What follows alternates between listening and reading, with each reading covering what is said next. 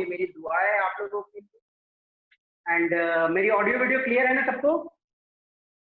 Yes sir. Okay, तो बेटा chemistry as written here, मैं आपका केमिस्ट्री टीचर हूँ। My name is Manjit Maharaj. I am going to teach you chemistry. और chemistry start करने से पहले there is a very lovely quote written by C.W. Atkins। इन्होंने ये लिखा है, पढ़ो जरा। You all are brilliant chemist. बड़ा अजीब सा बात है कि हम लोग सब ब्रिलियंट केमिस्ट हैं। बहुत बच्चे बोल सकते हैं कि सर हमने तो 9th-10th में अच्छे से केमिस्ट्री नहीं पढ़ा है, तो हम ब्रिलियंट केमिस्ट कहाँ से हो? बेटा भले आपने केमिस्ट्री अच्छे से नहीं पढ़ा है 9th-10th में, या जीवन में कभी केमिस्ट्री पढ़ा भी नहीं है, फिर भी आप एक ब्रिलियंट केमिस्ट हो। And that I will prove you in another half an hour. आने वाले आधे घंटे में आपको पता चल जाएगा कि हम लोग। तो जरा सा केमिस्ट्री में एंटर करने से पहले केमिस्ट्री का एक स्मॉल डेफिनेशन हम लोग देखें। तो केमिस्ट्री का यदि डेफिनेशन देखा जाए तो बेसिकली ये पढ़ाई है, मैटर। अब मैटर क्या होता है आपसे पूछूं तो anything that occupies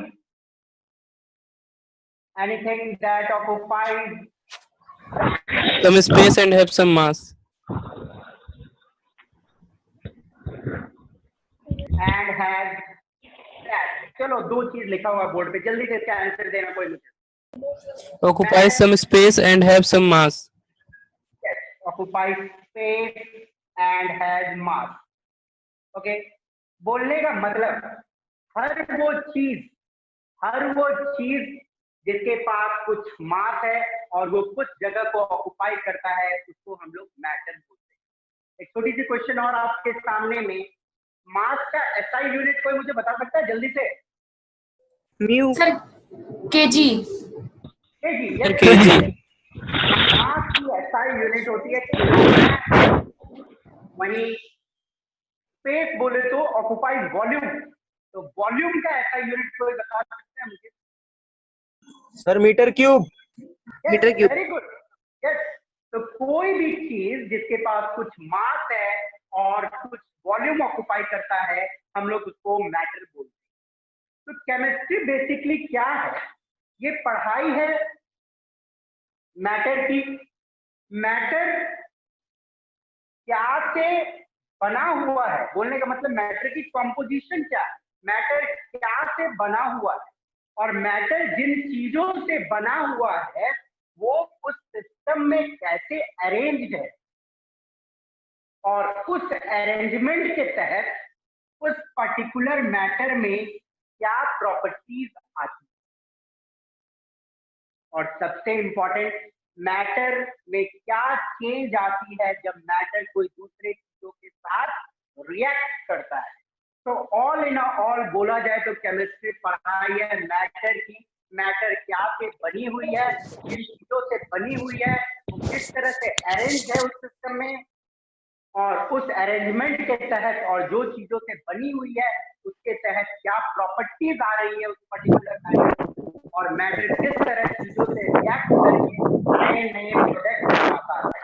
तो यही केमिस्ट्री की पढ़ाई है ऑल इन ऑल। तो ये सिंपल डेफिनेशन आप लोग भी अपने लाइफ में देखते ही होंगे कहीं, और जानते होंगे।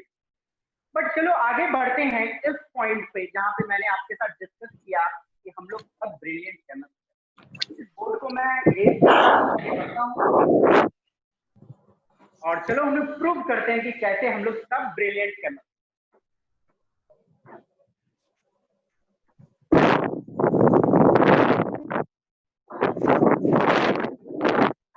सर इसका नोट सर इसकी नहीं दिया। बता रहा हूँ। तो ये तो बहुत जनरल डिस्कशन थी, इसमें कुछ नोट्स की जरूरत नहीं। जब मैं एक स्लाइड पूरा कर लूंगा, ठीक है, तो उसके बाद मैं कुछ टाइम दूंगा आपको, उस दौरान आप स्क्रीनशॉट ले सकते हो या लिख सकते हो। ओके, ये सिंपल केमिस्ट्री की डेफिनेशन थी, सबको मालूम होगा। और चलो नेक्स्ट पॉइंट में आने से पहले आपसे एक छोटी सी मैं रिक्वेस्ट करूंगा, ओके, और वो मेरी बात को सुन लो।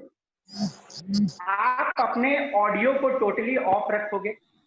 जब आपको डाउट होगा तब आप अपने माइक को ऑन करना, जो डाउट होगी पूछना और फिर अपने माइक को बंद करना। तो जो भी बच्चों का माइक ऑन है प्लीज पहले ऑफ। ओके, चलिए आगे बढ़ते हैं। तो हम लोग इस पॉइंट पे आते हैं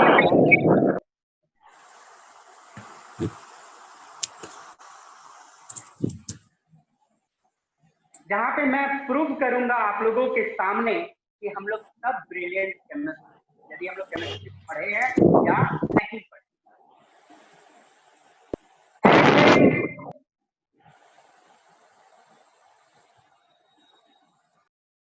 that we see, कोई भी चीज जो हम देखते हैं, कैसे देखते हो कोई भी चीज? फॉर एग्जाम्पल ये जो ऑब्जेक्ट है इसको कैसे देखते हैं? कोई सोर्स से लाइट आता होगा, इसके ऊपर पड़ेगा और इससे रिफ्लेक्ट होगी और हमारे आंखों तक। फिर उसके बाद केमिस्ट्री, लाइट इससे जो रिफ्लेक्ट हुआ हमारे आंखों तक ट्रेवल किया और हमारे आंखों में एक केमिकल हम लोग सीक्रेट करते हैं, that chemical is known as retinal. उस केमिकल का नाम है रेटिनल। और उस केमिकल का फॉर्मूला यदि देखो तो C20H28O। C20H28O ये रेटिनल का फॉर्मूला है। इसका काम क्या है? कोई भी सोर्स से जब लाइट आता है, कोई भी चीज से जब लाइट आती है तो ये केमिकल उस लाइट को एब्जॉर्ब करता है। लाइट एब्जॉर्ब करता है और लाइट एब्जॉर्ब करने के बाद ब्रेन में एक सिग्नल भेजता है और ब्रेन उस सिग्नल के हिसाब से इंटरप्ट करती है कि वो पर्टिकुलर चीज का कैसा इमेज। अब एक पल के लिए समझ लो कि आप यदि इस केमिकल को अपने आंखों में सीक्रेट नहीं कर पा रहे हो तो आपकी विजन नहीं रहे, आप चीजों को नहीं देख पाओ। सिंपल सी बात। तो this chemical is the basis of vision. इंसान के, एनिमल्स के विजन का बेसिस है ये केमिकल। व्हाट वी फील, आप जो फील करते हो, देखो हमारे अंदर में जो भी फीलिंग्स आती है it's also because of some hormones और केमिकल प्ले। यदि मैं बात करूं आपके सामने डोपामीन का, तो डोपामीन एक केमिकल है जो कंट्रोल करता है आपके हैप्पीनेस। ये भी एक कार्बन की कंपाउंड है जो कंट्रोल करता है आपके हैप्पीनेस। आप यदि खुश हो अपने जीवन में तो ये जो केमिकल है इसकी बैलेंस काफी अच्छी है। And this chemical is also known as motivational chemical. Motivational chemical बोलने का मतलब कोई काम करने के लिए मोटिवेशन आपको ये प्रोवाइड करती है। ओके, यदि मैं बात करूं एक और केमिकल का, दैट इज सेरोटोनिन। सर इसका फॉर्मूला क्या होगा? बेटा जिसका कॉम्प्लेक्स फॉर्मूला है जिसको हम लोग बाद में डील करेंगे, बट सिंपल है कि जान लो जैसे का carbon compound. Okay sir. Serotonin, serotonin भी, हाँ बोलिए। सर ये सारे हार्मोन्स हमारे जो बॉडी में प्रेजेंट रहते हैं उसकी वजह से का ये फंक्शंस आप बता रहे हैं ना? यस ऑब्वियसली बेटा, डोपामीन हमारे शरीर में सीक्रेट होती है और आपके सोच से कंट्रोल होती है। सबसे बड़ी बात देखो, आपने मोटिवेशन लाया अपने अंदर में कि मुझे आईआईटी निकालना है या मुझे अच्छा मेडिकल कॉलेज में पहुंचना है, तो वो मोटिवेशन आपकी यदि सचमुच दिल से अंदर से है कि आपको सचमुच कुछ करना है और आपने दृढ़ संकल्प लेके वो मोटिवेशन लाया है अपने अंदर में, तो ये केमिकल की बैलेंस परफेक्ट रहेगी आपके अंदर में और अपने लक्ष्य तक पहुंचे। बट यदि आपकी संकल्प थोड़ी इधर उधर है तो ये केमिकल का बैलेंस खत्म होगा, आपकी मोटिवेशन भी कम। तो स्टे मोटिवेटेड, अपने सोच को परफेक्ट रखो कि मुझे सक्सेसफुल बनना है।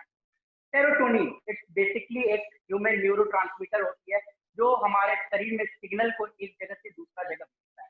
और इसका एक दूसरा काम भी है, it is related to depression. यदि ये किसी इंसान के अंदर में इम्बैलेंस हो जाए, इस केमिकल की सिक्रेशन की जो बैलेंस है वो गड़बड़ हो जाए, तो इंसान के लाइफ में डिप्रेशन आती है। और यदि बात मैं करूं आपके सामने ऑक्सीटोसिन, तो ऑक्सीटोसिन के बारे में बोला जाता है इट्स अ बॉन्ड केमिकल। आपका जो फीलिंग्स है अपने फैमिली के प्रति, आपके दोस्तों के प्रति, आपके भाई के प्रति, आपके बहन के प्रति, जो अटैचमेंट आपको फील होता है, this is because of this chemical. तो कहीं ना कहीं और बहुत सारे हार्मोन हमारे शरीर में है जिससे रिसर्च अभी भी चल रही है। तो कहीं ना कहीं केमिकल्स हमारे बॉडी में हमारे फीलिंग्स को कंट्रोल कर रहा है, हैप्पीनेस को कंट्रोल कर रहा है, सैडनेस को कंट्रोल कर रहा है, अटैचमेंट किसी के साथ फील करवा रहा है। तो केमिकल प्ले तो फीलिंग्स में है। व्हाट सपोर्ट्स अस, आपके शरीर को जो चीज सपोर्ट करता है, क्या सपोर्ट करता है आपके शरीर को, कोई बता सकता है? क्या सपोर्ट करता है हमारे शरीर को? स्केलेटल सिस्टम, स्केलेटन हमारे शरीर को सपोर्ट करता है। हमारी जो स्केलेटन है, स्केलेटन इज सेरामिक मटेरियल। बेटा सेरामिक बोलने का मतलब क्या है? मेटल, नॉन मेटल और मेटलॉइड से मिलके बनने वाला चीज। हमारी जो स्केलेटन है वो मेटल, नॉन मेटल या मेटलॉइड से मिलके बनी हुई है। कहीं ना कहीं हमारे शरीर के अंदर जो स्केलेटन हैं वो भी केमिस्ट्री का एक काम है। फूड वी ईट, हम लोग जो खाना खाते हैं बेसिकली क्या खाते हैं? प्लांट फल बनाते हैं, फोटोसिंथेसिस होती है प्लांट में फ्रूट्स बनते हैं, चीजें उगती है और उन चीजों को हम लोग खाते हैं। तो प्लांट जो फोटोसिंथेसिस करता है, it basically because of a chemical that is chlorophyll. Chlorophyll भी एक केमिकल है जिसका जनरल फॉर्मूला होता है। क्लोरोफिल का यदि बात करूं आपके सामने, इसकी जनरल फॉर्मूला इंपॉर्टेंट है, H72Mg ये है क्लोरोफिल का फॉर्मूला। यदि एक पल के लिए समझ लो क्लोरोफिल प्लांट में नहीं रहता तो प्लांट क्या खाना बनाता? नहीं, प्लांट खाना नहीं बनाता तो हम भी खाना नहीं खाता। सिंपल सी बात। तो आप जो खाना खा रहे हो उसके पीछे भी कोई ना कोई केमिकल का प्लेस है। तो बेसिकली हम जो खाते हैं खाना क्या होता है? फैट्स होती है, विटामिन होती है, कार्बोहाइड्रेट्स होती है, प्रोटीन होती है, उसमें वो सारे क्या है? केमिकल्स ही हैं। हम जो खाना खाते हैं it's basically chemicals in food. वही केमिकल्स तो हमारे बॉडी में जाके हमारा न्यूट्रिशन प्रोवाइड करता है। और थोड़ी सी बात कर लूं तो वर्क वी डू, आप जो काम करते हो कैसे करते हो? हम लोग खाना खाते हैं, हमारे शरीर में ग्लूकोज स्टोर्ड होता है ना? और जो ग्लूकोज स्टोर्ड होती है हमारी बॉडी में, उस ग्लूकोज को हम लोग बर्न करते हैं तो हमें कार्बन डाइऑक्साइड, वाटर वेपर और एनर्जी मिलती है। और इसी एनर्जी से तो हम लोग काम करते हैं, है ना? तो कहीं ना कहीं एक सिंपल भाषा में मैं बोलूं तो आप जो देख रहे हो, आप जो फील कर रहे हो, आप जो खा रहे हो या जो आप काम कर रहे हो, कहीं ना कहीं कॉम्प्लेक्स केमिस्ट्री तो इन्वॉल्व है ही। तो ये कर कौन रहा है? आपका शरीर ही न कर रहा। तो आप खड़े हो वहां पे, आपका शरीर तो आप ही हो। तो कहीं ना कहीं आप एक ब्रिलियंट केमिस्ट तो हुए। आप रेटिनल का फॉर्मूला नहीं जानते हो, फिर भी रेटिनल का सिक्रेशन होता है। आप इन सब के बारे में कुछ नहीं जानते हो, पर ये सीक्रेट होती है, आप करते हो सीक्रेट, और आपके बॉडी में ये काम होती है। तो हम लोग तो ब्रिलियंट केमिस्ट हो गए, ये तो सिंपल सी बात है। But at N unconscious level, हम लोग सब ब्रिलियंट केमिस्ट हैं, but at N unconscious level हमें एहसास नहीं है इस चीज। बट यदि आपको सचमुच में अपने शरीर को समझना है, अपने फीलिंग्स को समझना है, अपने आसपास के पेन को खत्म करना है, मेडिकल साइंस आज अपने जिस मुकाम पे है, तो आपको दवाइयां दी जाती है, डॉक्टर देख लेगा आपका शरीर ठीक नहीं हो जाए। आपको जो दवाइयां दी जाती है इट्स बेसिकली केमिकल्स ओनली। तो दुनिया का पेन को आपको दूर करना है, तब भी आपके पास सफिशिएंट रीजन है केमिस्ट्री पढ़ने का। शरीर को समझना है, अपने आसपास को समझना है, प्रकृति के दुख को दूर करना है। मेडिकल साइंस तो इंसान का दुख को ही दूर करता है। तो आपके पास बेसिक रीजन है केमिस्ट्री पढ़ने की। बेटा कोई भी चीज तो बिना मतलब का किया नहीं जाता है। यदि कोई भी चीज आप बिना मतलब का करो तो आपके इंटरेस्ट उसमें नहीं आएगा। और जब आपके पास कोई चीज करने की रीजन हो, केमिस्ट्री पढ़ने का तो रीजन मुझे दिख रहा है। आप लोगों को दिख रहा है कि नहीं दिख रहा? क्या केमिस्ट्री पढ़ने का कोई रीजन है? Yes sir. Yes, sir. Chemistry पढ़ने का काफी रीजन है हमारे यहाँ। Yes, sir. जब रीजन है, ओके नाउ अपने आवाज को म्यूट कर लो। जब आपके पास रीजन है कोई भी चीज पढ़ने का, तो आपके पास इंटरेस्ट भी डेवलप हो जाएगी। तो बेटा आपके पास कितनी रीजन है वो मैं नहीं बताऊंगा, आपको सब समझ आ चुका होगा। इस सब्जेक्ट में अपने इंटरेस्ट को डेवलप बनाए रखो, और this subject is all gifted to you. पढ़ो, मस्ती करो, आगे बढ़ो इस सब्जेक्ट में। It's a very beautiful and simple subject जो आपके IIT या मेडिकल के एग्जाम में हाई रैंक दिलवाने में काफी मदद करेगा, क्योंकि यही एक सब्जेक्ट है जिनकी क्वेश्चन काफी डायरेक्ट रहती है, न्यूमेरिकल पार्ट कम रहती है और कम टाइम में ये क्वेश्चन। तो आई होप आप लोग मेहनत करोगे इस पेपर पे और आगे बढ़ोगे अपनी लाइफ, क्योंकि आपके पास रीजन है ये पढ़ने का। बिना मतलब का तो नहीं पढ़ रहे हो आप, ये तो पक्की वाली बात। अब चलो केमिस्ट्री में डेप्थ में हम लोग जाएंगे, और उससे पहले एक छोटा सा मैं और एक कोट लिखता हूं जो बड़ा interesting quote. We all are a bunch of atoms seeing a bunch of atoms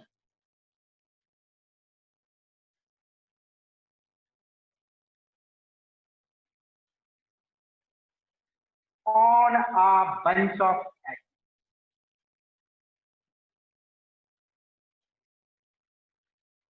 बड़ा इंटरेस्टिंग कोट है। हम लोग सब, वी ऑल, हम लोग सब क्या है? एटम का एक गुच्छा है। हम लोग सब क्या है? एटम का गुच्छा ही है। हम लोग जो अपने चारों ओर देख रहे हैं वो भी क्या है? एटम का एक गुच्छा ही है। हम एक एटम का गुच्छा है। हम अपने चारों ओर जो चीज देख रहे हैं वो भी एक एटम का गुच्छा है। और वो कहाँ पे है? इस धरती पे। तो ये धरती भी क्या है? एक बंच ऑफ एटम। तो हम हैं पूरे एटम के बने हुए। जो चीज देख रहे हैं वो पूरी एटम की बनी हुई। जहां पे है इस धरती पे, तो वो भी एक एटम की ही बनी हुई चीज है। तो केमिस्ट्री की भाषा से यदि देखोगे तो ये दुनिया बड़ा वीड लगेगा। हर चीज एटम की बनी हुई है। हम एटम के, आप एटम के, ये पेन एटम की, ये मोबाइल एटम की, हर चीज एटम की बनी हुई। तो हर चीज जब एक ही चीज का बना हुआ है तो सबकी प्रॉपर्टी क्यों नहीं? क्यों डाइवर्सिटी है दुनिया में इतना? हर चीज अलग क्यों है? यदि एक केमिस्ट्री का सिंपल एग्जांपल लूं जो जूनियर क्लास में आप लोग पढ़े हुए, यदि मैं दूं आपको एक लोहा का टुकड़ा, आयरन, आप उसको ओपन एटमॉस्फेयर में रख दो, पानी में डाल दो। आपको मैं दे दिया एक सोडियम का टुकड़ा, उसको पानी में डाल दो। आपको मैं दे दिया एक गोल्ड का रिंग, उसको आप पानी में डाल दो। अब मुझे जल्दी से बताओ कि इस केस में क्या होगा जब ओपन एटमॉस्फेयर में ये रखा हुआ है? Sir, I think F2O3 Rusting of iron. बोलो rusting Sir, of iron. rusting of iron. Sodium.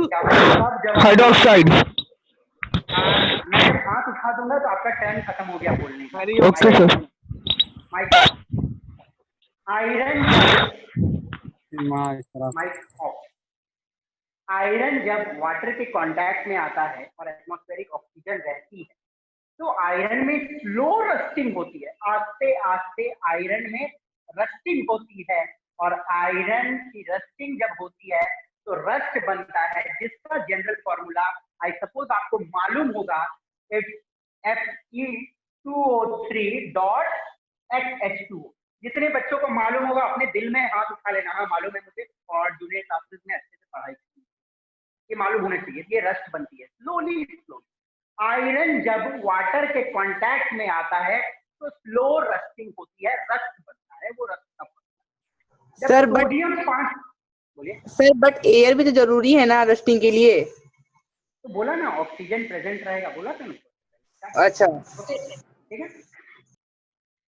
Sodium water के कांटेक्ट में आता है तो क्या होता है? Sodium hydroxide. तो सोडियम हाइड्रोक्साइड बनता है तो हाइड्रोजन लिबरेट हो जाता है। और ये रिएक्शन कैसी है? Hydrogen gas. ये रिएक्शन कैसी है? Sir exothermic. Sir highly exothermic. Yes sir, highly. Yes sir, highly highly exothermic catches fire, आग लग जाती है। हाँ बिल्कुल। मतलब काफी फास्ट रिएक्शन होती है। यस सर, हाइड्रोजन में आग लग जाती है। गोल्ड Rapid को जब आप reaction. पानी में डालोगे तो क्या होगा? No reaction. No reaction. No reaction sir. Okay, I have got a bunch of brilliant students in front of me. मेहनत करना है बेटा, देखो जैसे जवाब अभी आ रही है पूरी साल आने वाली 2 साल भी आना चाहिए। Okay sir. आयरन जब वाटर के साथ रिएक्ट करता है स्लो रिएक्ट। सोडियम जब वाटर के साथ रिएक्ट करता है तो काफी फास्ट रिएक्शन। Rapid reaction. के साथ कोई रिएक्शन ही नहीं होती। तो भैया बोलने का मतलब यही है कि आयरन भी तो एटम का बना हुआ है, सोडियम भी एटम का बना हुआ है, गोल्ड भी एटम का बना हुआ है, तीनों तो एटम की बनी हुई है। तो तीनों के प्रॉपर्टी में इतनी डिफरेंस कहाँ से आ गई? एक्टिविटी सीरीज में नीचे होता है गोल्ड। वो तो एक्टिविटी सीरीज तो हम इंसान ही ने बनाया है। उसका कॉम्पोजिशन डिफरेंट है। Sir according to the composition of metals and non metals in the ये लोअर रिएक्टिव मेटल है। मेटल है। मैं रीजन बताता हूँ, बहुत सिंपल, सबको मालूम होगा। आयरन की जो एटम है, सोडियम की जो एटम है, गोल्ड की जो एटम है, यदि हम उस एटम के थोड़ा अंदर घुसते हैं तो उस एटम के अंदर में जब हम थोड़ा घुसते हैं तो हमें पता चलता है कि number of proton, P plus is the symbol of proton, number of proton, number of electron, E minus symbol of electron, number of neutron, तीनों एटम के अंदर में अलग। मतलब एटम तक कहानी सही, एटम सब एटम का बना, पर एटम के अंदर जब हम झांकते हैं तो हमें पता चलता है इसकी एटम के अंदर में number of proton, number of electron और नंबर ऑफ न्यूट्रॉन जितनी है वो डिफरेंट है, और वो डिफरेंट है। तो कहीं ना कहीं एटम के अंदर में हम एंटर किए और एटम को अंदर में जाके देखे तो पता चला हमें ये कि इनकी जो प्रॉपर्टी की डिफरेंस है वो है सब एटॉमिक पार्टिकल डिफरेंट होने के कारण। यदि सिंपल एक केस बात करो, सब जानते हो सोडियम का एटॉमिक नंबर कितना है? 11 सर। 11। नियॉन का एटॉमिक नंबर कितना है? 10। अब देखो सोडियम में इलेक्ट्रॉन कितनी होगी यदि न्यूट्रल एटम है तो? 11। न्यूट्रल एटम है तो 11 इलेक्ट्रॉन होगी और 11 प्रोटॉन होगी। हाँ 10 इलेक्ट्रॉन होगी, 10 प्रोटॉन होगी, प्रोटॉन होगा, है ना? तो देख रहे हैं हम कहीं ना कहीं सोडियम एक बहुत रिएक्टिव मेटल है, सबको मालूम है, ये बात बोलने की जरूरत नहीं। नियन क्या है? एक नोबल इनर्ट गैस। किसी के साथ रिएक्ट नहीं करता है। यस तो सर। देखो बेटा, सिंपल सा चीज देखो, एक इतनी छोटी सी इलेक्ट्रॉन, एक इतनी छोटी सी प्रोटॉन, सिर्फ एक ही एक ज्यादा है ना, हाँ कारण इतनी मास डिफरेंस आ गई। डिफरेंस आ गया ना, तो कितना डिफरेंस आ गया? ये हाईली रिएक्टिव एलिमेंट, ये नॉन रिएक्टिव। तो ये हमें कैसे पता चल रहा है? एटम के अंदर हम झांक रहे हैं तब पता चल। तो एटम का अंदर तो हमें झांकना ही है। और यदि एक दूसरा बात आपसे मैं पूछूं कि यदि आपको रोड पे फेंका हुआ डायमंड मिला और एक पेंसिल की लीड मिली तो आप क्या उठाओगे? Sir of course diamond. Diamond उठाओगे। हम भी डायमंड उठाएंगे। काहे डायमंड उठाएंगे? चलो मैं आपको बता रहा हूँ, डायमंड भी तो बनी हुई है कार्बन की, हम्म। और जो पेंसिल का लीड होता है वो ग्रेफाइट होता है, वो भी तो बना हुआ है कार्बन का। कार्बन का ही। Yes, sir. तो दोनों एक ही चीज का बना हुआ है, तो दोनों में भेदभाव का है। सर भेदभाव Sir, diamond costly है sir. कॉस्टली है। क्यों कॉस्टली? क्योंकि यदि आपने जूनियर क्लासेस 10th में पढ़ा है अच्छे से, तो आपको ये बात मालूम होगी का डायमंड में एक कार्बन 4 कार्बन एटम से जुड़ा रहता से है। कनेक्टेड होता है और ग्रेफाइट शीट शेप्ड का होता है। हाँ, ग्रेफाइट में एक 3 से कनेक्टेड होता है। हाँ, एक 3 से कनेक्टेड होता है। अरेंजमेंट डिफरेंट है, जिसके हाँ। कारण प्रॉपर्टी में डिफरेंस है।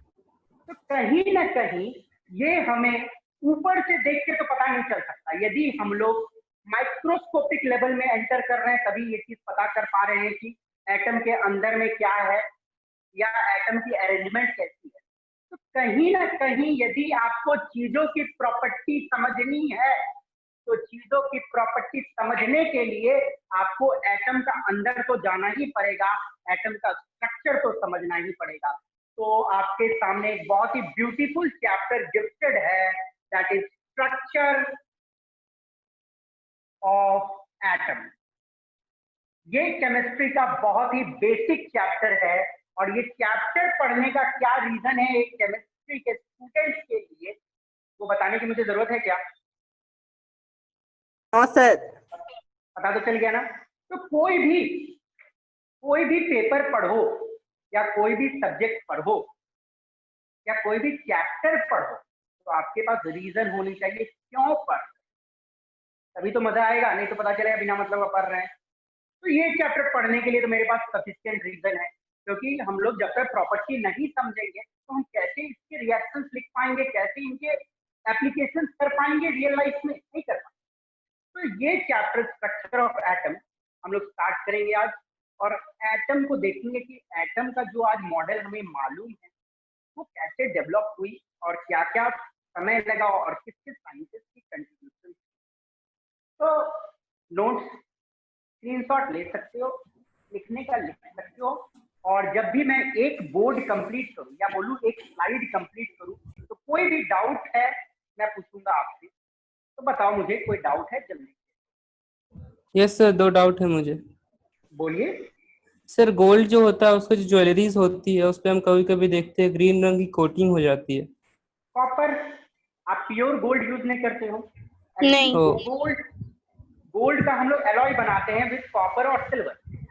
यस सर, क्योंकि 22 24 कैरेट। स्मार्ट गोल्ड पढ़ा है, जूनियर क्लास में सबने पढ़ा है, याद आ गया होगा। और यस कोई सर। दूसरा क्वेश्चन? नेक्स्ट। सर एक और क्वेश्चन है सर, जो जैसे कि आयरन जो है उसका रस्टिंग होता है सर, तो ऐसा तो सर जब एयर में रहता है, एयर के कांटेक्ट में, जब वहाँ का मतलब फिजिकली एनवायरनमेंट मॉइस्ट होता है उस केस में, और एक सर एक आयरन को हम पानी में वाटर में डाल देते हैं उस केस में, तो सर किसमें फास्ट होगा रस्टिंग? आई थिंक सर पानी में होगा ज्यादा। Saline water. अब यदि पानी चला, देखो केमिस्ट्री ऑफ कोरोजन और केमिस्ट्री ऑफ रस्टिंग इतनी सिंपल नहीं है।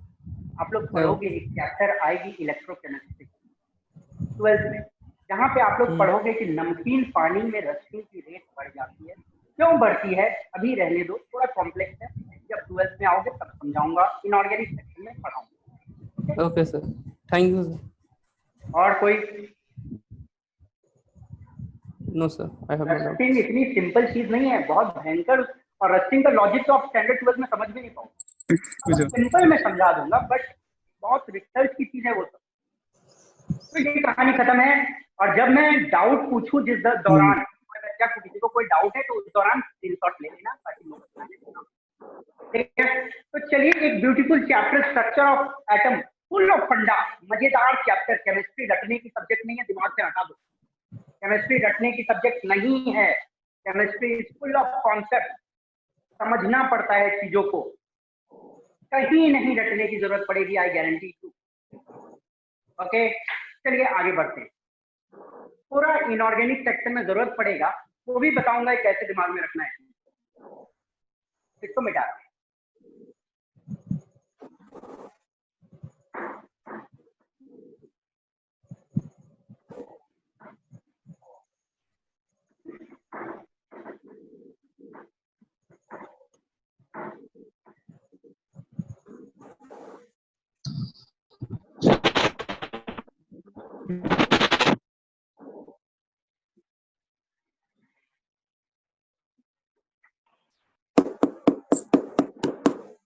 देखो, प्लीज आई रिक्वेस्ट यू कि अपने माइक को बंद रखो, क्योंकि there is a bluetooth connected in my ear, और आप जब भी आवाज करते हो तो मेरी ध्यान थोड़ी उधर जाती है, ठीक है? तो माइक बंद रखो, थोड़ा ध्यान रहेगा, ओके? चलिए,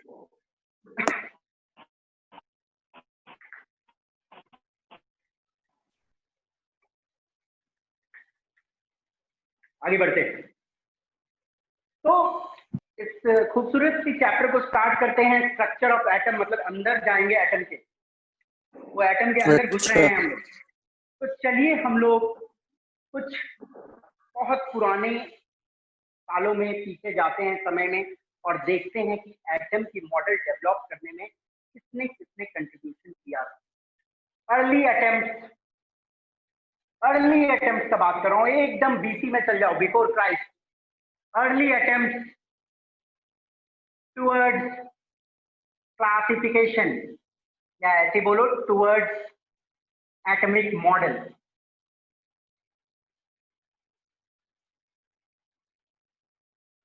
यदि बात की जाए, there was a Greek philosopher जिनका नाम था डेमोक्रिटस। उन्होंने कुछ 400 बीसी के अराउंड, 400 बिफोर क्राइस्ट के अराउंड बोला था कि मैटर जो है, matter is made up of tiny atomules। देखो, डेमोक्रिटस ने बोला कि मैटर, जो भी चीज हम अपने चारों ओर देखते हैं, वो बनी हुई है छोटे छोटे नॉन डिविजिबल एटोमियोस। का मतलब होता मेरा है, फोन खोलो, हम पढ़ेंगे। अरे ये अच्छा वाला नहीं है रे। आज के वाला है पागल। ओके, नॉन डिविजिबल मैटर जो है वो बनी हुई है छोटे छोटे एटोमियोस से, और एटोमियस का मतलब होता है नॉन डिविजिबल पार्टिकल। ओके, तो डेमोक्रिटस ने क्या बोला, हमारे चारों ओर जो मैटर है वो बनी हुई है छोटे छोटे पार्टिकल से, जिसे आप डिवाइड नहीं कर सकते। ओके, फिर समय थोड़ा आगे बढ़ा, तो आपको तो मालूम ही होगा कि ये थ्योरी गलत हो गई समय के साथ। एटम को हम लोग डिवाइड कर सकते हैं, हम लोग अभी जानते हैं कि एटम को इलेक्ट्रॉन, प्रोटॉन, न्यूट्रॉन में सब डिवाइड किया जा सकता है। Next came a philosopher known as Aristotle, जिन्होंने 350 BC के अराउंड कुछ अजीब सा बात किया, कुछ अजीब सा बात बोले कि मैटर जो है ना, मैटर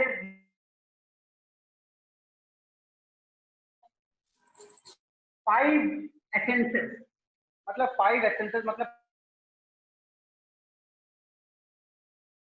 एयर, अर्थ, वाटर, स्काई, फायर। ये कुछ अजीब सा बात उन्होंने किया कि जो मैटर हमारे चारों ओर है वो 5 तत्वों उन्होंने कहा कि ये सारे पंच तत्व से बने हुए हैं, अर्थ, वाटर, स्काई, फायर। तो ये तो कुछ अजीब सी बात थी जो समय के साथ किसी ने एक्सेप्ट नहीं किया, और इसे तो और समय जब थोड़ा आगे बढ़ा तो हम लोग आते हैं सबसे पहली साइंटिफिक थ्योरी पे। तो सबसे पहला साइंटिफिक थ्योरी एटम से रिलेटेड किसने दिया था, कोई मुझे बता सकता है क्या? Dalton. Yes, Dalton. Sir John ने दिया था, John Dalton. Yes sir, John Dalton ने 1808 में कुछ थ्योरीज को रिलीज किया, and that theories are popularly known as Dalton's atomic theory. Yes sir, atomic theory. इसका बहुत सारा ड्रॉबैक्स भी था। हाँ, वो तो फेल हुआ ही था। अब डाल्टन एटॉमिक थ्योरी क्या है मैं आपको नहीं बताऊं, क्योंकि आपने बहुत जूनियर क्लासेस में इन सब चीजों को पढ़ा है, और मेरा उम्मीद है कि आप लोग इसको जूनियर क्लास से रेफर कर लोगे, और कभी इग्नोर मत करना तो Yes, फिर sir. 2019 में नहीं सॉरी 2020 में जी मेंस में डाल्टन के थ्योरी से एक बड़ा ही ट्रिकी क्वेश्चन, तो डाल्टन की थ्योरी को अच्छे से पढ़ के आना नेक्स्ट क्लास में, और वो क्वेश्चन मैं आपको नेक्स्ट क्लास में करवाऊंगा। Okay, it's a small homework for you. Dalton atomic theory homework है आपको, सब आपको मालूम है इसके बारे में, इसकी ड्रॉबैक क्या थी वो भी पढ़ लेना, और जो क्वेश्चन जी मेंस में पूछा गया था 2020 में मैं आपके साथ डिस्कस करूंगा नेक्स्ट। तो आप लोग ये होमवर्क कर लोगे ना? Yes, sir. Yes, sir. Yes, sir. ठीक है, तो इसमें कोई डाउट नहीं होनी चाहिए, इसको जल्दी से लिख लो, फिर मैं मॉडर्न पार्ट में आऊंगा, मुझे नेक्स्ट स्लाइड की जरूरत है। इस स्क्रीन में किसी को कोई डाउट नहीं होनी चाहिए, स्क्रीनशॉट जल्दी से ले लो, मैं मिटाऊंगा। जी सर। चलिए आगे बढ़िए।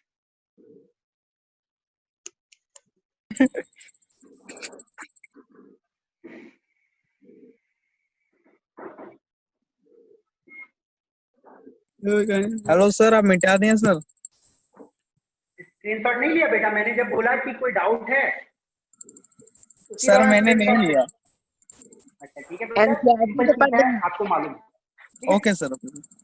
आप नेक्स्ट टाइम में देखो सब स्क्रीनशॉट लेना, मैं सबके दिमाग में डालता हूँ। मैं जब बोलूंगा बेटा कोई डाउट है, तो जिनको डाउट हो पूछना होगा पूछना, और साथ में स्क्रीनशॉट मार लेना, स्क्रीनशॉट मार Okay, sir. ठीक है। थोड़ा दिमाग लगाओ, इंटेलिजेंट बनो, नोट फटाफट बनाने हैं। और वैसे भी ये सारे रिकॉर्डेड लेक्चर्स आपको मिलेंगे। ओके, चलिए अब आते हैं मॉडर्न पार्ट में। ये इसको पुरानी बातें हो गई, 1800 से पहले की बातें सारी। अब हम लोग आते हैं timeline of modern atomic model, या इसको बोलो timeline of recent atomic model. Recent जो हाल फिलहाल में डेवलप हुए, कब डेवलप हुए, किसने किया, और ये पॉइंट जो है, ये पूरी पॉइंट हम लोग पूरे चैप्टर में पढ़ेंगे। सबसे पहली बात है 1897। 1897 कोई बहुत दिन पुराना बात नहीं। 1897 में क्या हुआ था, कोई बता सकता है मुझे? इलेक्ट्रॉन वाज नहीं। discovered in Electron was discovered. experiment. Electron was discovered through Yes, sir. Cathode ray tube. cathode ray tube से। कैथोड रे ट्यूब एक एक्सपेरिमेंट किया गया था, किसने किया था, किसी को मालूम है? नहीं भूल गए। Sir, भूल गए, 9th में पढ़े। J Thomson. Electron was discovered in CRT experiment 1897 में। ये सबको पता करके आना है किसने डिस्कवर, मैं नहीं बता। ठीक है, अब जो चीज मालूम है आपको पता करनी चाहिए बेटा, क्योंकि पुराने चीजों को आप भूल नहीं सकते। NCERT एक्सपेरिमेंट क्या है? Cathode ray tube. Cathode ray tube, ठीक है ना। तो इलेक्ट्रॉन का खोज हुआ था 1897 में। ओके, थॉमसन ने खोज किया था। चलो बता, याद आया? ठीक है, 1906 और 1914 के बीच में एक एक्सपेरिमेंट हुआ था। That experiment is famously known as oil drop experiment. जिस एक्सपेरिमेंट में R A. Millikan discovered charge of electron.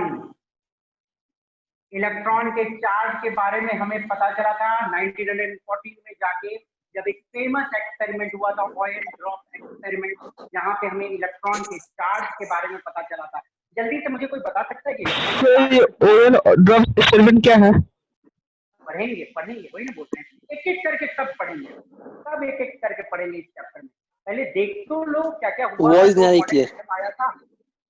Oil drop experiment हम लोग पढ़ेंगे इन डेप्थ, जहाँ पे इलेक्ट्रॉन के चार्ज के बारे में पता चला था। जल्दी से कोई मुझे बता सकता है कि इलेक्ट्रॉन का चार्ज कितना होता है? Sir, -1. Minus 9 sir, 09 sir, 09. Sir minus 1.62 into 10 to the 1.6 power 20. into 10 to the power minus 19 1.6 into 10 to the power 90. minus 90. Yes, sir. तो बेटा ये तो सिंपल चीज याद रखनी है, पढ़ाई पूरी नहीं छोड़ दी है ना ये 2 महीने के गैप में। तो ये हुआ था। फिर आती है कहानी 1911 में रदरफोर्ड डिस्कवर्ड न्यूक्लियस। न्यूक्लियस एक पार्ट होती है एटम के अंदर में जहाँ पे प्रोटॉन और न्यूट्रॉन रहती है। इसका पता रदरफोर्ड ने किया था 1911 में। सब पढ़ेंगे, एक एक टॉपिक है ये सारा हम लोगों को पढ़ना है इस चैप्टर में। 1913 की बात की जाए, 1913 की बात की जाए, या जो आप लोगों ने पढ़ा है जहाँ पे नील बोर ने अपना एटॉमिक मॉडल दिया था 1913। तो Niels Bohr model of an atom, Niels Bohr model of an atom, ये बेसिक मॉडल थी। Niels Bohr model of an atom, यही मॉडल जो आया उसके बाद मॉडल एटम का प्लेटफॉर्म बना। नील बोर की मॉडल सही नहीं थी, आप लोगों ने नील बोर तक पढ़ा है, बट ये मॉडल गलत थी। उसके बाद इसमें भी इम्प्रूवमेंट किया गया था। नील बोर की मॉडल जो थी उसने प्लेटफॉर्म सेट किया था मॉडर्न मॉडल एटम का। ओके, जो हम लोग पढ़ेंगे कि नील बोर का मॉडल क्या था, कैसे प्रेरणा लिया अलग साइंटिस्ट ने इससे और कैसे नया मॉडल बनाया। फिर 1924 की बात की जाए तो de Broglie wave particle duality theory आई, ठीक है ना। अब ये किस चिड़िया का नाम है आप एकदम दिमाग मत लगाना, क्योंकि बिल्कुल समझ नहीं पाओगे। ये सब नाम तो आपने थोड़ा मोड़ा सुना भी है, ये किस चिड़िया का नाम है इसमें दिमाग भी मत लगाओ। D Broglie wave particle duality एक बहुत इंपॉर्टेंट प्रिंसिपल है एटम से रिलेटेड, ओके, जिसको इन डेप्थ हम लोग पढ़ेंगे। तो 1924 में है। फिर 1926 में स्क्रॉडिंजर की फेमस इक्वेशन आई थी। अब बेटा देखो, ये इक्वेशन के बारे में एक इंटरेस्टिंग चीज बता देता हूँ। ये इक्वेशन एक इतना इंपॉर्टेंट इक्वेशन है एटम से रिलेटेड कि इलेक्ट्रॉन के मोशन से रिलेटेड सारे कैलकुलेशन को हम लोग इस इक्वेशन से करते हैं। क्योंकि न्यूटन के नियम आप लगाओगे, बेटा आप लोग प्लीज अपना किसी का माइक ऑन है तो बंद कर लो, आई रिक्वेस्ट यू। क्योंकि न्यूटन के नियम को लगा के यदि आप इलेक्ट्रॉन के मोशन से रिलेटेड कैलकुलेशन करोगे तो नहीं हो पाएगी। न्यूटन के नियम इलेक्ट्रॉन जैसे छोटे पार्टिकल के मोशन के कैलकुलेशन के केस में लागू नहीं होती है। वही फेमस इक्वेशन आई थी स्क्रॉडिंजर की इक्वेशन, जिसने एटम के अंदर जो इलेक्ट्रॉन का मोशन है उससे रिलेटेड सारे कैलकुलेशन इस इक्वेशन से होती है, जो हम लोग पढ़ेंगे। बस एक देखो रफ जान लो, पिक्चर जान लो कि क्या क्या देखना है हमें। 1927 में एक फेमस थ्योरी आई थी, हाइसेनबर्ग अनसर्टेनिटी प्रिंसिपल। देखो बेटा, ये एक बड़ा ही इंटरेस्टिंग चीज है, बड़ा इंटरेस्टिंग चीज। देखो नील बोर ने क्या बोला था, सबको मालूम होगा कि electron K shell, L shell, M shell, H shells में घूमेगा, फिक्स्ड ऑर्बिट्स में घूमेगा, सबको मालूम है कि नहीं? मालूम होगा। तो नील बोर ने बोला था कि इलेक्ट्रॉन फिक्स्ड ऑर्बिट में घूमेगा, पर हाइसेनबर्ग ने बाद में 1927 में ये मैथमेटिकली प्रूव कर दिया कि इलेक्ट्रॉन कहाँ घूमेगा ये आप कभी नहीं एक्यूरेटली बता सकते। नील बोर ने बोला था कि इलेक्ट्रॉन एकदम डेफिनेट सेल में घूमेगा, के सेल, एल सेल, पर हाइसेनबर्ग ने ये प्रूव कर दिया कि इलेक्ट्रॉन कहाँ घूमेगा ये आप एग्जैक्टली नहीं बता सकते। तो पढ़ेंगे हम लोग इसके बारे में। फिर देखो ज्यादा दिन नहीं, 1932 कुछ 80-90 साल पहले कौन सा पार्टिकल खोज हुआ था, कोई बता सकते हो? दो तो खोज हो गया, इलेक्ट्रॉन न्यूट्रॉन। न्यूट्रॉन 1932 में जेम्स चैडविक डिस्कवर्ड न्यूट्रॉन। तो तीसरा सब एटॉमिक पार्टिकल खोज होने में लगभग 35 साल का समय लग गया। पहला पार्टिकल 1897 में और लास्ट सब एटॉमिक पार्टिकल जो हम पढ़ेंगे दैट इज 1932। तो 35 साल के अंतरकाल में 3 फंडामेंटल पार्टिकल्स एटम का खोज हुआ था। इन डेट्स को आपको रटने की जरूरत नहीं है, बट एक दो बार पढ़ते रहना, डेट्स को दिमाग में अपने आप आ जाएगी, क्योंकि आजकल एक ट्रेंड चला हुआ है कि नीट के एग्जामिनेशन में खासकर डेट पूछ लेता है। तो रटने की जरूरत नहीं है, दो तीन बार देखते रहना, आ जाएगी दिमाग।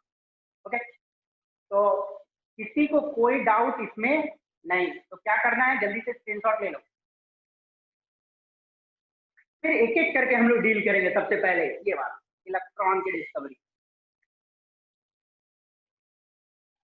ये टाइमलाइन देख लो, बड़ा इंपॉर्टेंट टाइमलाइन है। ओके, चलिए आगे आते हैं। किसी को कोई दिक्कत?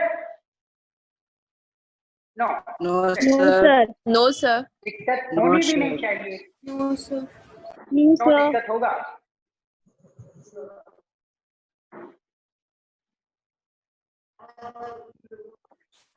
No sir. Thank you sir.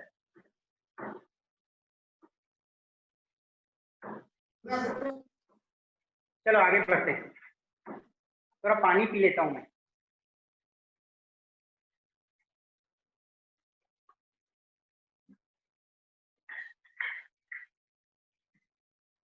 चलिए अब हम लोग आते हैं पहला फंडामेंटल पार्टिकल किस तरह खोज हुआ।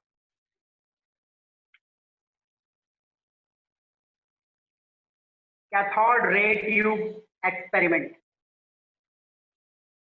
जिसको हम लोग डिस्चार्ज ट्यूब एक्सपेरिमेंट भी बोलते हैं, कभी कभी डिस्चार्ज ट्यूब एक्सपेरिमेंट भी बोली जाती है। तो सबसे पहले इस एक्सपेरिमेंट का सेटअप देखते हैं कि थॉमसन ने क्या सेटअप किया था। ओके, ध्यान से देखिएगा। थॉमसन ने एक ग्लास ट्यूब लिया था। क्या लिया था? एक ग्लास ट्यूब लिया था। ग्लास ट्यूब थोड़ा गड़बड़ बन गया है,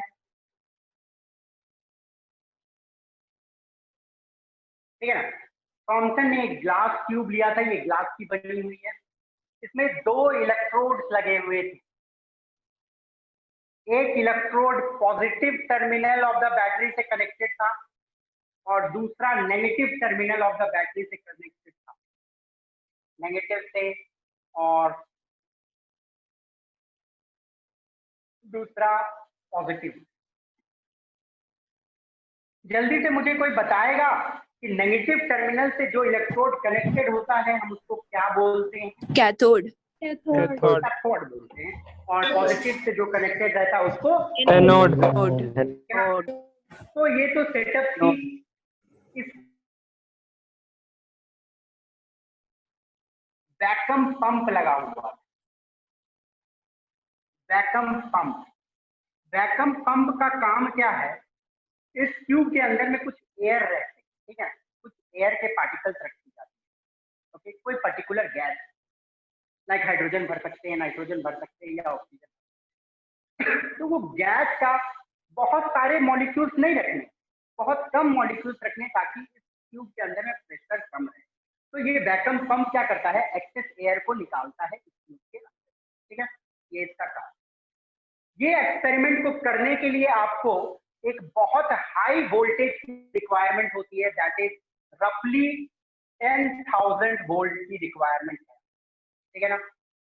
और प्रेशर को वैक्यूम पंप इस डिस्चार्ज ट्यूब के अंदर में प्रेशर को लगभग 0.01 mm ऑफ Hg रखता है, बहुत कम pressure. Okay, this is very less pressure. जब ये दोनों कंडीशन लगाया गया इस ट्यूब के अंदर, इसके अंदर में गैस थी, तो क्या हुआ हम लोग नेक्स्ट देखेंगे। पर एक और चीज देख लो कि यहाँ पे एक जिंक सल्फाइड की कोटिंग, ओके, एक जिंक सल्फाइड की कोटिंग डाली हुई थी। तो जिंक सल्फाइड बेसिकली क्या होता है? एक फॉस्फोरेसेंट मटेरियल होता है। फॉस्फोरेसेंट मटेरियल का मतलब क्या होता है? उससे यदि कोई पार्टिकल हिट करेगा उससे ग्लो आती है, शाइन आती है। कोई पार्टिकल जिंक सल्फाइड के स्टील से हिट करता है तो एक ग्लो आती है, ठीक है ना। वोल्ट के आसपास की बैटरी लगाई गई है, कैथोड है, एनोड है, एक स्क्रीन लगाई गई है कि कोई चीज उधर से आए तो हिट करे तो हमें पता चले, प्रेशर काफी कम रखा गया है। तो सेटअप सबको समझ आ गया। अब ऑब्जर्वेशन क्या था देखते हैं, चलो इस एक्सपेरिमेंट की ऑब्जर्वेशन क्या थी। अ glow was observed on the zinc sulphide screen. बड़ा अजीब सा बात है, ये जो एक्सपेरिमेंट किया गया तो देखा गया कि इस स्क्रीन पे कोई ग्लो टाइप की आ रही है। तो ग्लो आ रही है तो इसका मतलब है कुछ ना कुछ इधर से तो आ रहा है, इसमें गैस भरी हुई है, ठीक है ना, गैस तो अपना घूम रहा है, ठीक है। पर जब एक्सपेरिमेंट किया गया, इतना वोल्टेज लगाया गया, इतना प्रेशर डाला गया, तो देखा क्या गया कि यहाँ पे ग्लो आ रही है। ग्लो क्यों आ रही है? कोई पार्टिकल इधर से आके हिट कर रहा है तब ना ग्लो आ रही है, क्योंकि मैंने अभी आपको थोड़ा देर पहले बोला जिंक सल्फाइड से कोई पार्टिकल हिट करेगा तो एक ग्लो आएगी, तो वो ग्लो देखा गया। अ glow was observed on the zinc sulphide screen, ये ऑब्जर्वेशन थी। बट ये ग्लो क्या थी ये भी तो हमको पता करना है। एक्चुअली ये ग्लो आती है एक पार्टिकल के कारण, that particle is known as cathode ray. तो कैथोड रे बेसिकली है क्या, चलो हम लोग देखते हैं। ऑरिजिन ऑफ कैथोड रे,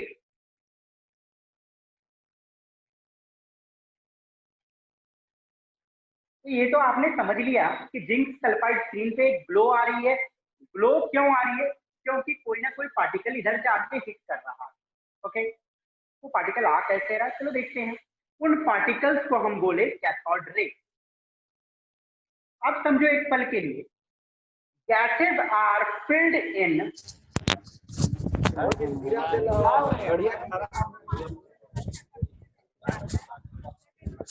देखो इस ट्यूब के अंदर में, ध्यान से सुनो मेरी बात को, आराम से सुनो। इस ट्यूब के अंदर में गैस भरी हुई, ओके, इस ट्यूब के अंदर में क्या भरी हुई है? गैस भरी, गैस के मॉलिक्यूल, ठीक है ना। Gases are filled in the tube, gases मतलब एक सिंगल गैस मान लो, gas is filled in the tube, कोई भी एक पर्टिकुलर गैस इसके अंदर।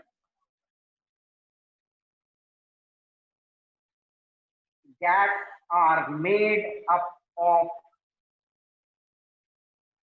एटम। ये तो सिंपल सी बात है ना बेटा कि हाइड्रोजन गैस भरा हुआ है या नाइट्रोजन भरा हुआ है या ऑक्सीजन भरा हुआ है, ये सब तो एटम की तो बनी हुई है।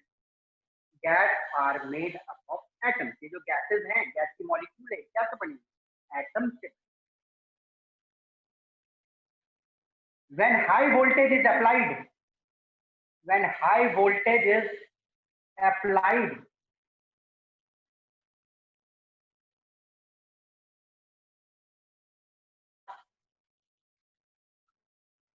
knocked out of gaseous atom। देखो जब आप हाई वोल्टेज लगा देते हो,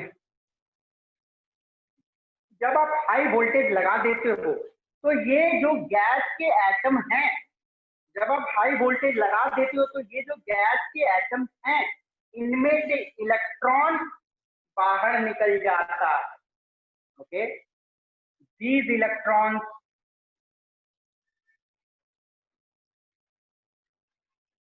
that travels towards anode constitute cathode rays। Cathode ray basically हम लोग कुछ को नहीं बोल रहे हैं। कैथोड रे क्या होती है, बहुत सिंपल में देख लो। ये जो इलेक्ट्रॉन्स निकल गई है एटम से, वो इलेक्ट्रॉन नेगेटिवली चार्ज है और negatively charge particle positive plate की तरफ भागेगा। देखो ये गैस के मॉलिक्यूल से जो एटम से बनी हुई है, इससे इलेक्ट्रॉन निकल गई और इलेक्ट्रॉन नेगेटिवली चार्ज पार्टिकल है तो किधर भागेगा? पॉजिटिवली चार्ज प्लेट की ओर अट्रैक्ट करेगा। ओके, ये जो इलेक्ट्रॉन्स हैं ट्रेवल करती है पॉजिटिव प्लेट की ओर, क्योंकि इलेक्ट्रॉन नेगेटिवली चार्ज है, नेगेटिव पॉजिटिव की ओर भागा और यही बहुत सारे इलेक्ट्रॉन्स जब एनोड की ओर जाते हैं उसी को तो हम कैथोड रेज बोलते हैं। अंडरस्टूड? तो यहाँ पे हमें कैथोड रेज मिल गया और हमें ये पता चला कि कोई पार्टिकल निकल रही है जो नेगेटिवली चार्ज। अंडरस्टूड? तो बड़ा सिंपल सा एक्सपेरिमेंट हुआ जहाँ पे गैस भरी हुई है, गैस एटम से बनी हुई है, एटम से इलेक्ट्रॉन निकला, इलेक्ट्रॉन नेगेटिवली चार्ज है, नेगेटिवली चार्ज पॉजिटिव प्लेट की ओर गई, वही तो कैथोड रे बनाई और उसी के कारण तो ग्लो आया। ओके, तो ये तो हमें समझ आ गई कि कोई पार्टिकल निकली है जो नेगेटिवली चार्ज। ओके, अब चलिए हम लोग कुछ प्रॉपर्टीज देखते हैं जब बहुत सारे इलेक्ट्रॉन एक साथ पॉजिटिव प्लेट की तरफ जाती है। बोलने का मतलब कैथोड रे के प्रॉपर्टीज। प्रॉपर्टीज ऑफ कैथोड रे। देखो बेटा, अब आपसे सिंपल डेफिनेशन स्कूल एग्जामिनेशन में यदि पूछा जाए तो कैथोड रेज क्या होती है? Cathode rays are stream of, stream मतलब बहुत सारे, और stream of negatively charge electron, है कि नहीं? कैथोड रे क्या है? बहुत सारे इलेक्ट्रॉन जो नेगेटिवली चार्ज है और ट्रेवल कर रही है एनोड के ओर। Very simple. Cathode rays travel in straight line in absence of any field.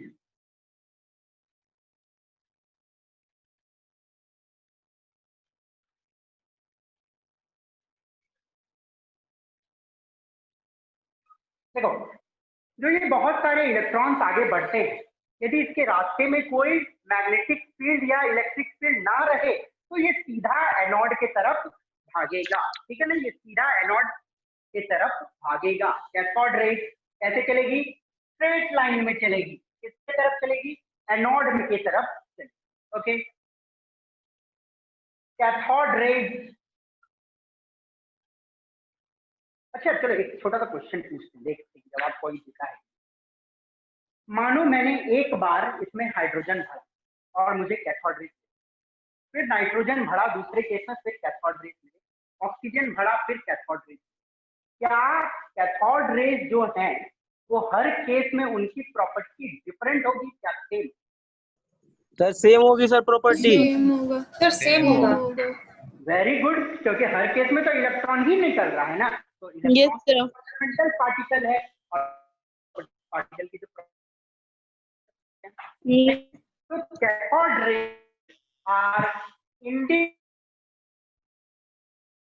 Independent nature of gas taken, nature of gas taken.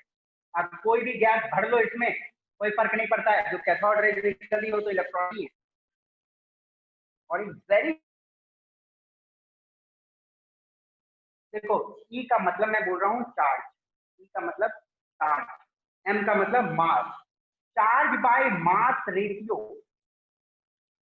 Of electron is, ये एक बहुत इंपॉर्टेंट चीज है जो आपको याद रखनी है। इलेक्ट्रॉन का charge 1.6 into 10 to the power minus 19 coulomb divided by mass of electron 9.1 into 10 to the power minus 31 kg। यदि चार्ज ऑफ इलेक्ट्रॉन को मास ऑफ इलेक्ट्रॉन से डिवाइड करते हो तो एक रेशियो मिलती है, E by m, charge to mass ratio of electron is 1.76 into 10 to the power 11 coulomb per KG. ठीक है ना? कूलम पर केजी, चार्ज का यूनिट कूलम होता है, मास का यूनिट केजी होता है। E by m, charge to mass ratio of electron बोलो या कैथोड रे बोलो, एक ही बात है। मैं कैथोड रे लिख दे रहा हूँ, कैथोड रे बोल रहा हूँ, तो ठीक है ना? ऑफ कैथोड रे is 1.6 into 10 to the power 11 coulomb पर, और ये एक यूनिवर्सल कांस्टेंट है। कैथोड रे चाहे हर केस में ये रेशियो सेम रहेगा कि डिफरेंट रहेगा? सेम रहेगा सर। सेम सर सेम रहेगा। रहेगा। तो हर केस में तो इलेक्ट्रॉन ही निकल रहा है ना, तो Same इलेक्ट्रॉन रहेगा। का चार्ज और मास तो कभी बदल नहीं सकता है। नहीं। E/m charge to mass ratio of cathode ray is 1.76 into 10 to the power 11 coulomb per KG.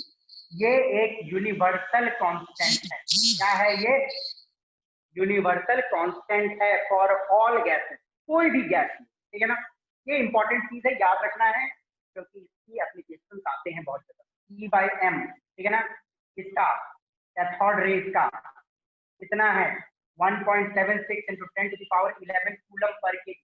आपको ये रटने की जरूरत नहीं है, आप चाहो तो डिराइव कर सकते हो। इलेक्ट्रॉन का चार्ज लिखो, इलेक्ट्रॉन का मास लिखो, डिवाइड करो, यही वैल्यू आई। ओके, तो ये तो कहानी हुई। और एक चीज जान लो, cathode raise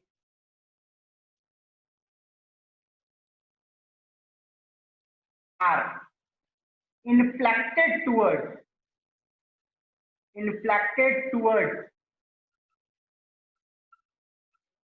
positive plate of an electric field। देखो, कैथोड रे की चार्ज होती है नेगेटिव। अब मानो कि कैथोड रे जा रही है, ऐसे कैथोड रे जा रही है, ठीक है, ये कैथोड, ठीक है। अब मैं क्या किया हूं, यहाँ पे लगा दिया हूं पॉजिटिव प्लेट कोई इलेक्ट्रिक फील्ड का, और यहाँ पे मैं लगा दिया हूँ नेगेटिव प्लेट कोई इलेक्ट्रिक फील्ड का। तो कैथोड रे तो नेगेटिवली चार्ज है, तो वो क्या हो, पॉजिटिव प्लेट के तरफ चल जाएगा। इन्फ्लेक्ट बोलते हैं। इन्फ्लेक्ट का मतलब होता है उसके ओर जाना। ध्यान से सुनो मेरी बात। कैथोड रे, कोई प्लीज अपने माइक को बंद करो। Cathode rays are inflected. बेटा देखो, डिफ्लेक्टेड का मतलब होता है दूर जाना। देखो आईआईटी के एग्जाम में वर्ड्स का भी खेल होता है, तो ट्रू या फॉल्स सेंटेंसेस यदि ऑप्शन में रहे तो वो डिफ्लेक्टेड लिख दिएगा तो गलत है ऑप्शन, क्योंकि डिफ्लेक्टेड का मतलब होता है दूर जाना, इन्फ्लेक्टेड का मतलब होता है पास जाना। तो कैथोड रेज जो होती है वो नेगेटिवली चार्ज है, आर इन्फ्लेक्टेड मतलब इसके पास जाता है, towards positive plate of an electric field. सीधी सी बात है, नेगेटिव पार्टिकल्स है तो पॉजिटिव प्लेट के ओर इन्फ्लेक्ट हो जाएगी। ये ध्यान में रखना है। ओके, तो ये तो कुछ सिंपल बात कैथोड रेज के बारे में जो इंपॉर्टेंट है वो मैंने लिख दिया। बाकी और बहुत सारे आपके बुक में दिए हैं सिंपल, जो आप पढ़ सकते हो। और कुछ मैं बता देता हूं आपको मुंह से, जो समझ जाओगे। Cathode ray produces mechanical effect. Hrithik Yadav बेटा, रिक्वेस्ट है कि प्लीज माइक ऑफ करो आप।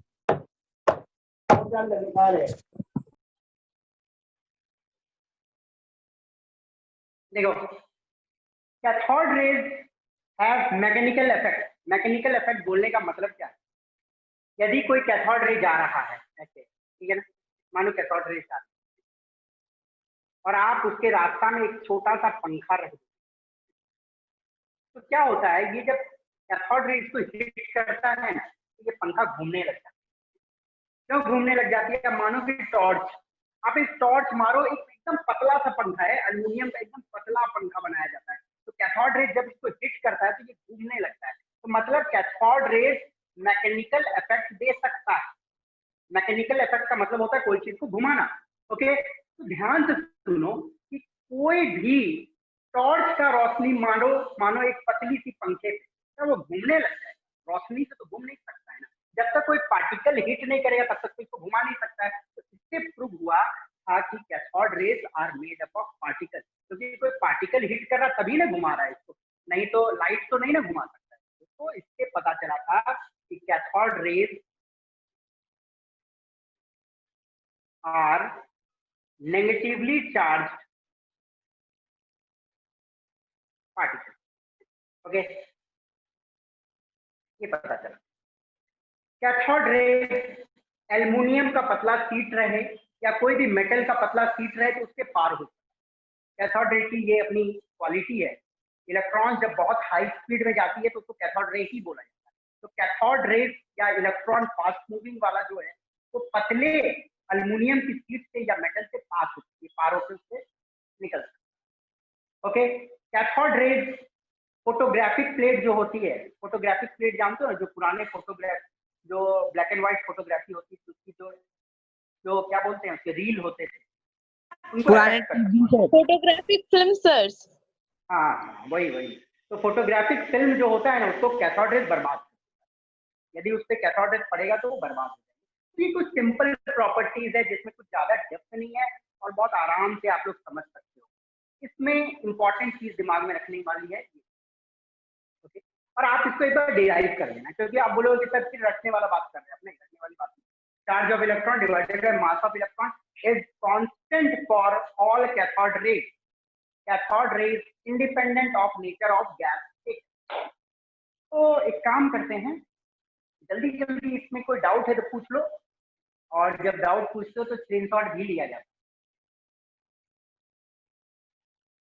सर हाँ बोलो बेटा। सर 0.01 mm ऑफ Hg का मतलब सर? मरकरी की प्रेशर होती है, नॉर्मल मरकरी प्रेशर मालूम नहीं है, 1 एटमॉस्फेरिक प्रेशर होती है, और हम प्रेशर को काफी कम किए, ठीक है ना। चलो आपको एक छोटा सा होमवर्क देता हूँ, जिस बच्चे ने पूछा नॉर्मल एटमॉस्फेरिक प्रेशर mm में कितनी होगी, तो बता सकता है? सर 76। पक्का 76 सेंटीमीटर होती है कि 76 मिलीमीटर होती है, पता कर। सर 76 सेंटीमीटर, सर सेंटीमीटर होता है। फिर क्या sir? 760 mm। Yes, normal pressure जो होती है 760 mm Hg होती है, बट आपको प्रेशर रखनी है इतनी कम है, ठीक है। नहीं तो क्या होता है, प्रेशर ज्यादा रखोगे ना तो कारण क्या है, देखो प्रेशर ज्यादा रखोगे तो ज्यादा गैस के मॉलिक्यूल्स होंगे, और जब ज्यादा गैस के मॉलिक्यूल्स होंगे तो हो सकता है कि जितनी वोल्टेज हम दे रहे हैं उस वोल्टेज से उतनी एनर्जी नहीं जनरेट हो कि सारे मॉलिक्यूल से इलेक्ट्रॉन निकल जाए।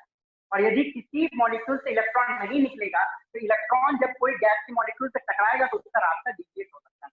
इसलिए हम लोग इतना ही एटम्स रखेंगे गैस के कि जो सारे आयोनाइज हो, ओके। कम गैसेज रखेंगे तो इससे प्रेशर कम रहती है। तो आई सपोज डाउट नहीं होने चाहिए, कुछ भी पूछना है फिर से पूछ लो। सर वैक्यूम पंप में जो 0.11 का mm का Hg वो समझ में नहीं आया सर। अच्छा बता दे बेटा, देखो प्रेशर, मानो इस रूम में गैस ज्यादा है, ठीक है ना, हमको गैस का प्रेशर कम करना है। गैस ज्यादा है तो प्रेशर ज्यादा रहेगा या कम रहेगा? तो ज्यादा रहेगा। ज्यादा रहेगा तो हमको गैस निकालना है, तो क्या करेंगे, एक पंप लगा के गैस बाहर कर देंगे ज्यादा। यस सर, यस कर सकते हैं, तो Yes, ऐसे sir. पंप लगाए और गैस कम कर दिए। तो सर वो 0.1 क्या है सर? 0.01 ये मेजरमेंट है प्रेशर की बेटा, प्रेशर की मेजरमेंट होती है। Okay sir. जैसे normal pressure 760 mm of Hg होता है। अब वो नॉर्मल कंडीशन में होता है, बट मैं इतना हवा निकाल दूंगा कि प्रेशर इतना तक उठे, ओके। Okay sir. सर हाँ पूछिए। सर वो बैटरी जो आप सिंबल बनाए उसमें सर एरो क्यों दिए सर? एरो का मतलब बैटरी ऑन कर दी, ठीक है। सर मैग्नेटिक फील्ड से कोई इफेक्ट होगा क्या?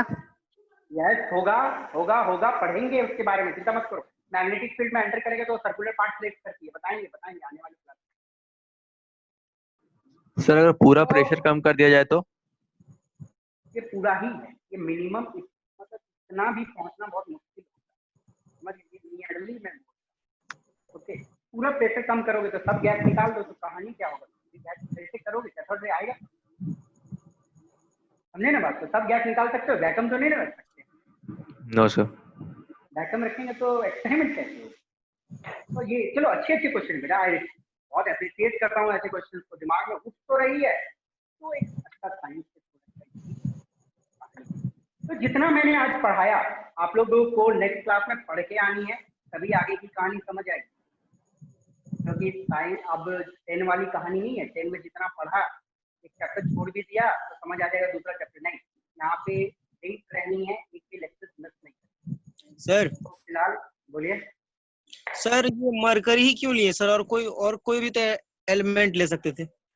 बेटा प्रेशर को मेजर किया जाता है in terms of mercury he, atmospheric pressure को, ठीक है। आपने जूनियर क्लास में थोड़ा चीजों को मिस किया है, तो मैं पढ़ाऊंगा स्टेट्स ऑफ मैटर, तब आपको पता चलेगा कि प्रेशर को मरकरी से ही बैरोमीटर होता है, भूल गए हो सर, 8 में पढ़े हुए। सर प्रेशर का वो आप क्या बोले, समझ में डायरेक्टली नहीं आया। एक काम करो, इसको कि आपको इसके अंदर में कम गैस के मॉलिक्यूल, ये समझ आया? हाँ ये समझ आया? गैस के मॉलिक्यूल्स कम क्यों रखने हैं? क्योंकि ज्यादा मॉलिक्यूल्स रखेंगे तो सारे से इलेक्ट्रॉन नहीं निकल पाएंगे, और जब सारे से इलेक्ट्रॉन नहीं टकरा जाएंगे एक दूसरे से, टकरा जाएगा तो ये रास्ता इधर नहीं जा पाएगा। और प्रेशर कम करेंगे तब यदि ज्यादा गैस रहेगा तो प्रेशर ज्यादा रहेगा, कम रहेगा, बताइए मुझे। ज्यादा गैस रहेगा तो प्रेशर कम करना जरूरी पड़ेगा। हाँ ज्यादा हो प्रेशर जाएगा। को कम करते हैं, ओके, समझ आ गई? चलिए, तो फिलहाल आज के लिए इतना ही, मिलते हैं next. Thank you. Sir next class कब है सर? वो आपको रूटीन भेज दी जाएगी, सारा कुछ आपको भेजा, ठीक है। कर लेंगे भाई।